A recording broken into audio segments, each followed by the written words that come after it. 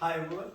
In this video we are going to talk about one of the questions on your test, and it is what part of the body when used correctly can increase power in almost all techniques. And the answer to that is going to be your hips. And it says almost all techniques because there's like 3 techniques that's probably not going to increase power on. Jab, back fist, and you know what, maybe it's going to be just 2, jab and back fist.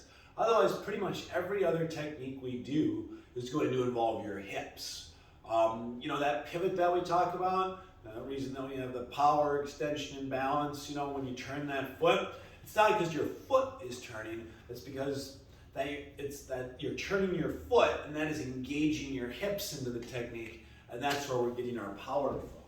So, when you think about our rear hand punch, if I just throw it like this, okay, it's all arm, no other part of my body is really doing much, okay? So that's all the stronger my punch is going to be, is however strong my arm is, okay? So if I turn that foot, look what that does, that turns my hips. So I go from having my hip kind of pointed sideways to when I throw this punch, my hips are straight ahead. That turn is going to increase the power of my technique significantly. Okay, so adding that hip turn there by doing that pivot is what engages our hip, or doing the pivot engages our hips is what's going to increase our power.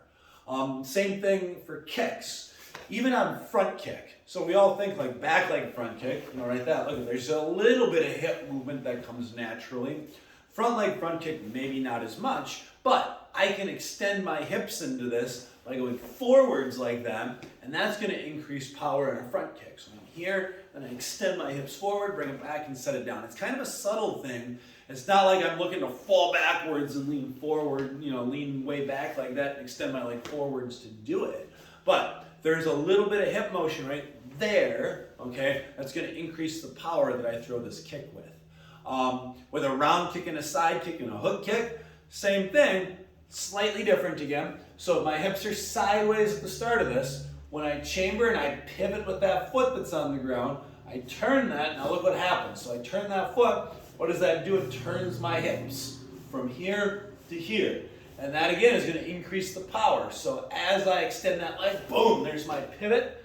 And that's going to really increase the power in my round kicks. And as well, turning that foot backwards in my side kicks, okay? So getting those hips involved, it's a simple little thing that's gonna double or even triple the power that you're throwing those techniques with.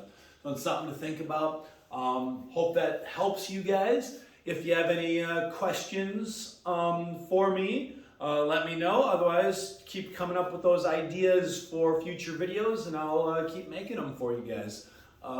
Good luck and have fun practicing.